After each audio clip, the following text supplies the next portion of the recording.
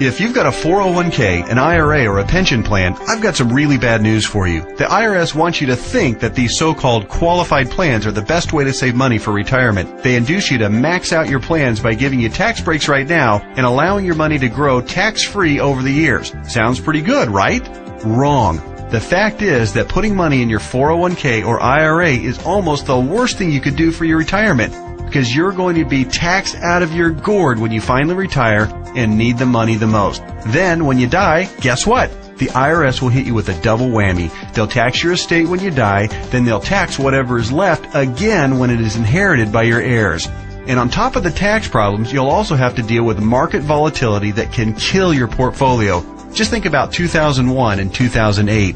What if there were a way to avoid tax burdens at retirement, avoid portfolio-killing down years in the market, and virtually eliminate any worries you may have about outliving your money during retirement?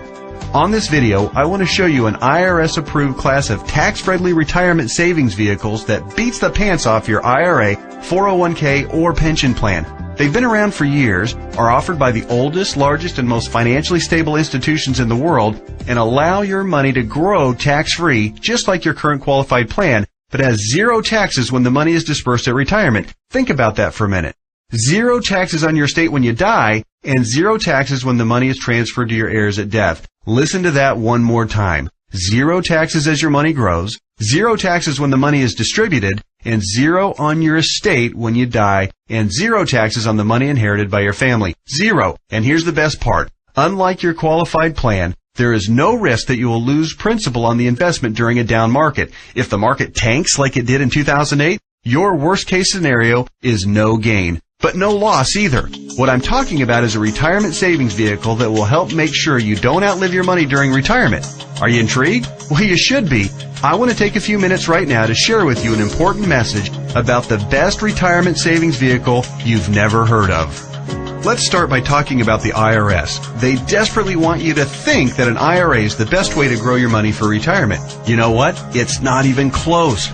I'm talking about what the IRS calls qualified plans. IRAs, 401ks, pension plans, and so forth. Compared to traditional brokerage accounts where you'd normally buy stocks, bonds, and mutual funds, these qualified plans have some really good tax advantages. First, you can invest in a qualified plan with before tax dollars. Number two, you don't have to pay taxes on these gains every year like you do on regular stocks and mutual funds, so your money grows tax deferred. It's not taxed until you take the money out when you finally retire. That means you have more money working for you during those years leading up to retirement. Sounds pretty good, right? Well, yeah. Compared to a regular brokerage account, sure.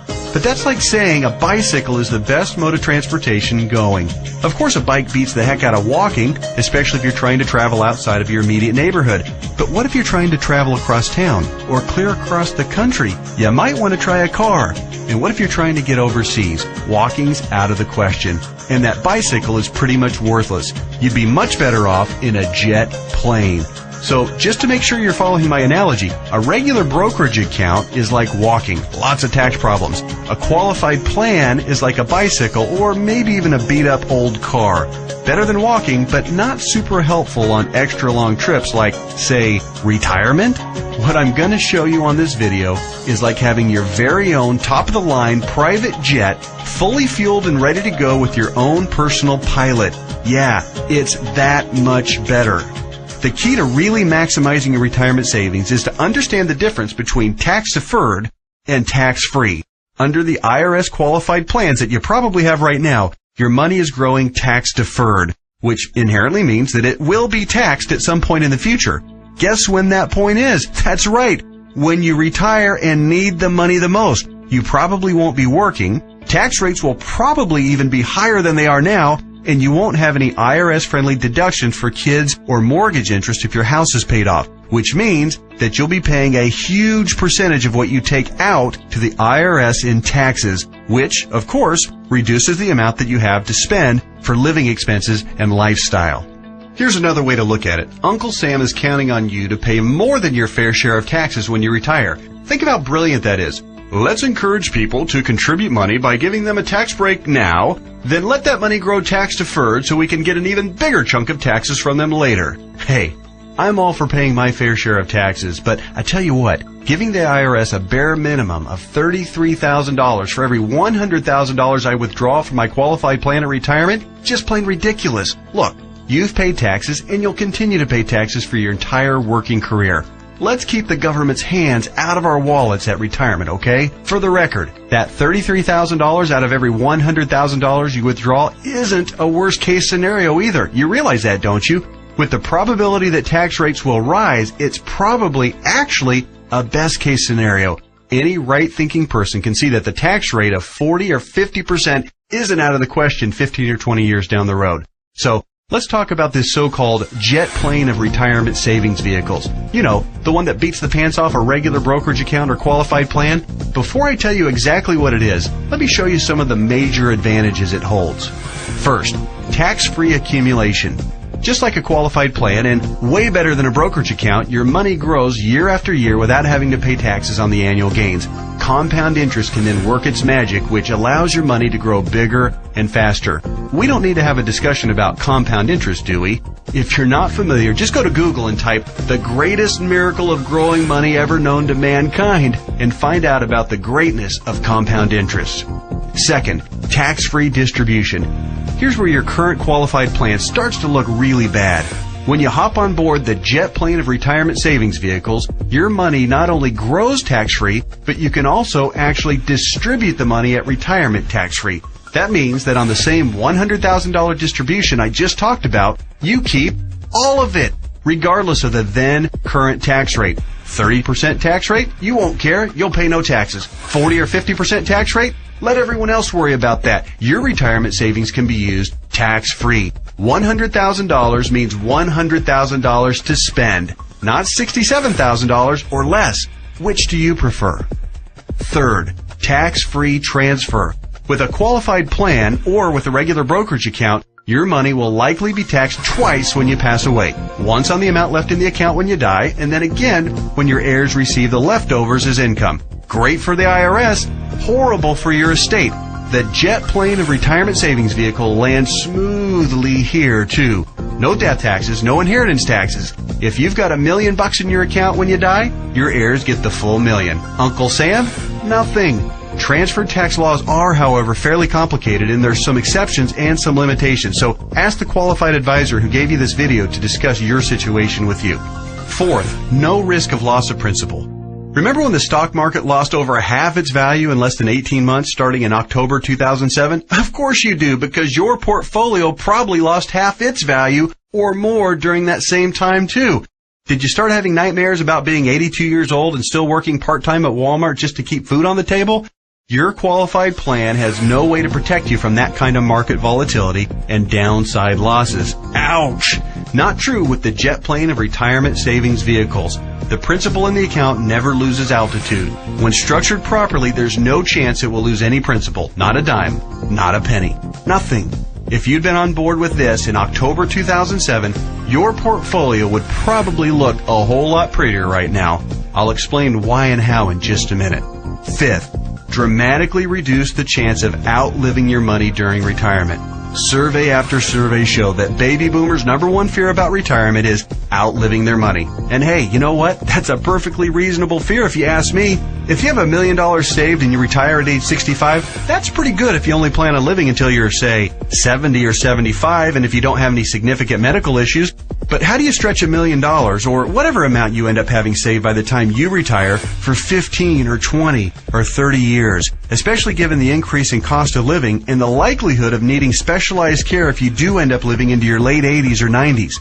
Not to worry if you ride the jet plane of retirement savings vehicles. When structured and funded properly, it'll keep on paying and paying and paying all through your 70s, 80s, 90s, and even beyond that if you're lucky enough to hit 100. Hey, you're more likely to hit 100 if you're not stressed out over money. Time to get on board. Okay. There are even more advantages, and I'll cover them in just a minute. But first, let me address that question that I know is nagging you in the back of your mind. You're saying to yourself right now, okay, this all sounds great. Everything you've said so far makes a lot of sense, and I'm interested. But hey, pal, what's the catch? We all know that anything that sounds too good to be true probably isn't. Hey, I hear you. Between Enron, Bernie Madoff, and the great stock market meltdowns of the 2000s, A healthy dose of cynicism, skepticism, or both is not only understandable, it's just plain smart. I'll tell you what the catch is, and trust me, it's more like 6 seconds of turbulence on your 6-hour flight to Hawaii on your personal jet plane than a catch. But first, a quick reality check. Just because you've never heard of this before doesn't mean that it doesn't exist, doesn't mean that hundreds of thousands of people aren't already using it, and doesn't mean that all of the advantages that I've talked about aren't absolutely real and sitting there just waiting for you. So, here's the 6 seconds of turbulence catch. Per IRS rules, you have to fund the plan I'm telling you about with after-tax dollars. In other words, you can't deduct the amount you contribute off your current year's taxes like you can with a qualified plan. That means that if you were to contribute $6,000 this year in an IRA versus this retirement savings vehicle, you'd in reality pay an extra $2,000 in taxes this year, assuming a 33% tax bracket. If you're in a lower tax bracket, naturally, your tax savings would be less. That sounds like a drawback, right? Well, actually, no. To understand why funding with after-tax dollars instead of before-tax dollars like you would with a qualified plan is not a drawback, you just need to understand the alternatives. Answer this philosophical question. If you were a farmer, would you rather pay taxes on the small sack of seeds when you purchase them in the spring, or would you rather pay taxes on your entire harvest when you sell it in the fall? Well, do the math. If a farmer bought $1,000 worth of seeds and was taxed at 8%, he'd pay $80. But if the farmer planted those seeds and paid the same 8% of taxes on a $50,000 harvest, he'd pay $4,000 in taxes. 80 versus 4,000. That's a 50 times increase in taxes paid. The same rationale applies to your retirement savings.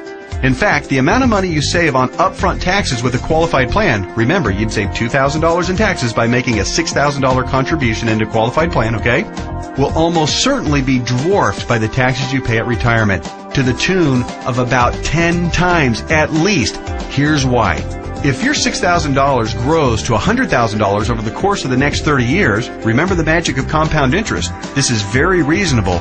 You'll pay at least $33,000 in taxes on the harvest. We already talked about this earlier. That's $33,000 straight to the IRS right when you'll be needing it the most. Would you rather pay $2,000 in taxes right now or $33,000 at least in taxes later?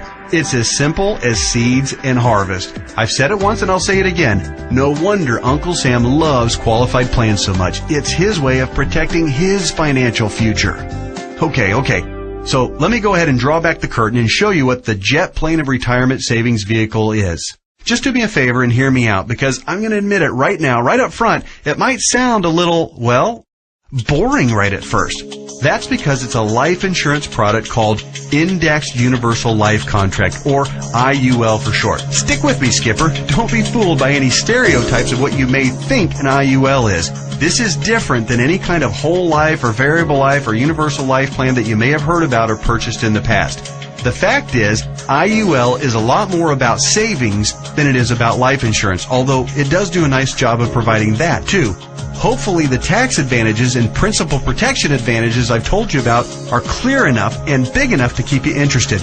But you also need to know that the IUL, when structured and funded properly, beats the pants off of any other kind of retirement savings plan in every comparison category that matters, including growth potential, risk avoidance, liquidity of funds, flexibility of contributions, flexibility of distributions, longevity of distributions, and fees.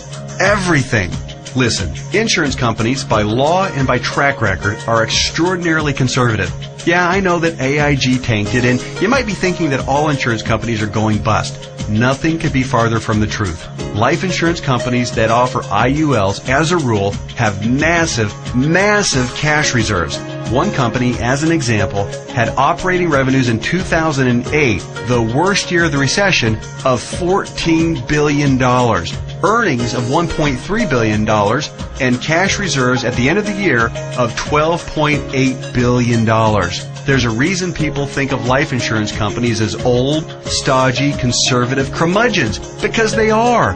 Their stodgy curmudgeonness is also part of the reason you've never heard of an IUL before. Life insurance companies thrive with things like risk management, actuarial tables, and other boring life insurance stuff. But they don't know jack when it comes to communications. Go online right now and read their brochures. It's like reading hieroglyphics.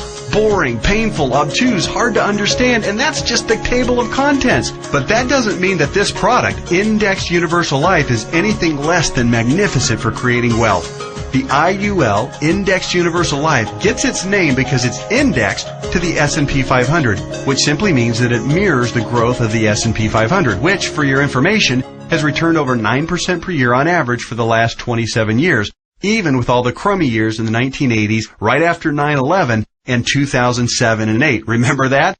But here's the best part, and what makes an IUL so darn attractive as a retirement savings vehicle.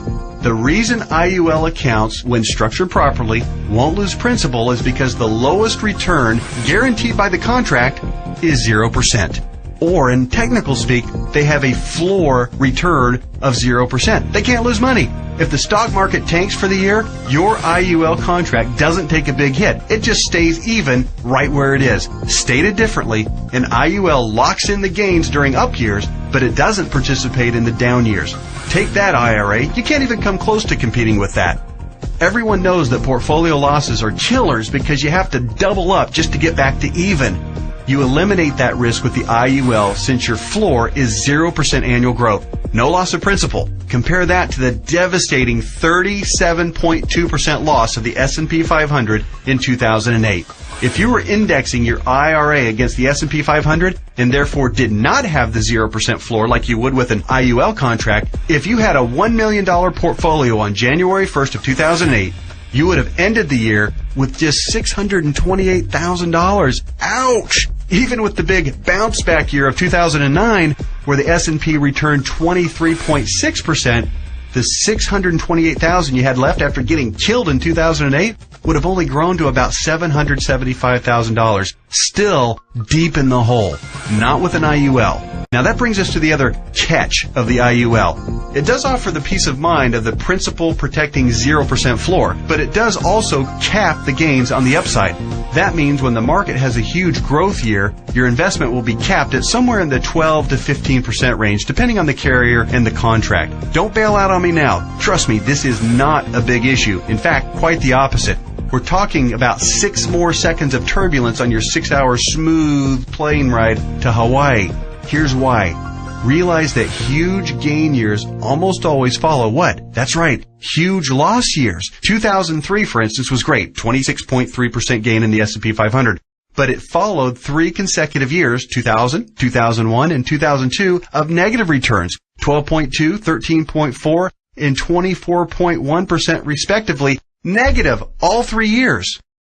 Let's run those numbers. If you had $1 million in your IRA on January 1st, 2000, it would have fallen to approximately $878,000 at the end of the first year, then continued to fall to just over $760,000 at the end of 2001, and then plummeted to a measly $577,000 at the end of 2002. That same $1 million in a loss-protected IUL would have retained its worth at $1 million at the end of 2000, even though the market was down, remember? Still been worth $1 million at the end of 2001, and guess what? Still worth $1 million after 2002, even though the market got slaughtered. That's 3 consecutive down years and $423,000 in avoided losses. Wow. Then, in 2003, let's say that you were with an IUL carrier that had a 13% cap. Remember the big downside catch? It has a cap. Your $1 million would have grown to $1.13 million. It grew. Meanwhile, the qualified plan portfolio that tanked from $1 million down to just $577,000, remember that one? It would have gotten the full benefit of the 26.3% market gain, not a 13% cap like our IUL contract. Yay! But let me ask you this. Would you rather add 13% to $1 million or 26% to $577,000? 26% added to $577,000 only brings the account up to about $728,000. Again, compared to $1.13 million. This is a no-brainer. At the end of the 4-year cycle, you would have been ahead by over $400,000 with an IUL. This is real money in a worst-case scenario. The only way a qualified plan could possibly do better is if the S&P were to go up unfettered by over 15% per year for 5 or 10 consecutive years with 0 negative years. Do you really think that's going to happen? And even in the 1 in a million chance that it did, get ready to pay the tax man when you retire. I know these numbers can start to be a bit mind-numbing, but they're so critical for you to understand so you can see how to avoid getting crushed financially when you retire. Don't be afraid to rewind the video and watch that last section or the entire video again. I want to continue with the examples just a little bit further. We stopped our examples at the end of 2003. Remember, the IUL account that started with $1 million had weathered the storm and grown to $1.13 million. The IRA account hadn't done so well and had managed to eke back to $728,000, but only after a really strong 2003. Now, let's look at what happened in 2004, 5, 6, and 7. The S&P gained, in this order, 7.2, 1.2, 12.8, and 1.2% in those 4 years.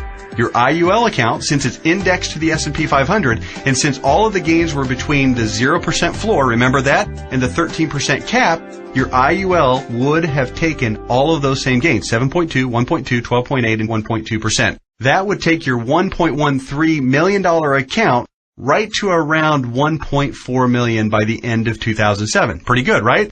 Then, when the S&P got shellacked to the tune of 37% loss in 2008, since the lowest return your IUL account can get is 0%, guess what? The IUL account would have held steady at $1.4 million. No loss. Nice, isn't it? On the other hand, the IRA account would have grown from $728,000 to about $900,000 during those 4 good years. Still down by $100,000 since 2000, just in time to get crushed clear back down to $565,000 at the end of 2008. What would you rather have going into 2009? $565,000 or $1.4 million? This isn't a retirement savings vehicle for the ultra-conservative. It's a retirement savings vehicle for the ultra-intelligent. If you think market caps of 12 to 15% are a poor trade-off for a contractual guarantee of a 0% floor, you're just plain crazy. Naturally, past performance isn't an indicator of what will happen in the future, but I think it's safe to say that the market is going to have up years and down years. Protecting yourself from huge losses is one of the primary advantages of the IUL. It's impossible for me to overstate how superior the IUL is compared to your qualified plan. It's not even close.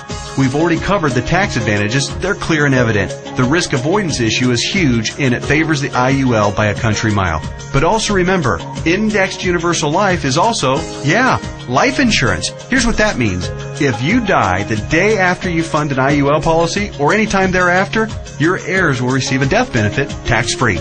The amount of the benefit depends on the size and structure of your policy, but think about your qualified plan and brokerage accounts for just a minute. How much do they pay in death benefits if you were to die early?